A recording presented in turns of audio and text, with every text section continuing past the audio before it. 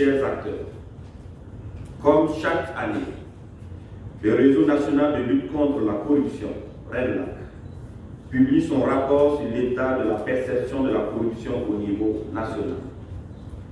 De manière paradoxale mais récurrente, les services de sécurité, pourtant au cœur de la lutte contre ce phénomène, figurent parmi les secteurs les plus pointés du doigt.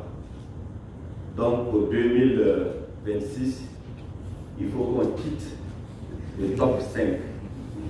Ce n'est pas une option, c'est une obligation, vaille que vaille, coûte que coûte, et par tous les moyens. Et la responsabilité de vous, chef, serait engagée. Face à ce constat préoccupant, le ministère de la Sécurité a adopté une série d'initiatives fortes visant à réduire les pratiques contraires à l'éthique. Un cadre de concertation des organes de contrôle du secteur de la sécurité a été mis en place par l'arrêté 2025-0966 du 6 octobre 2025.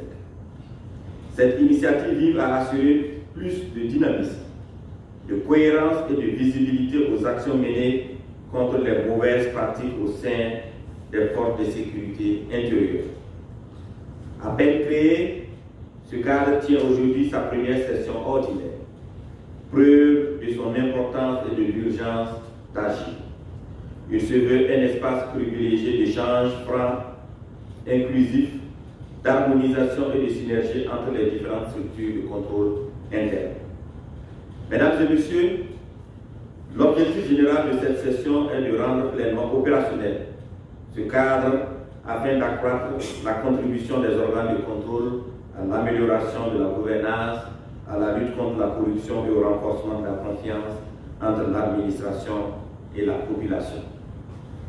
Ces objectifs s'inscrivent en droite ligne des valeurs de patriotisme, d'ordre et de discipline prônées par le camarade capitaine Ibrahim Traoré, chef de l'État-président du Faso. Plus spécifiquement, il s'agira d'identifier les défis communs et les opportunités de synergie entre les différents organes de contrôle, d'harmoniser les approches méthodologiques et les outils de travail, de définir les actions prioritaires pour l'année 2026 et proposer un plan de renforcement des capacités.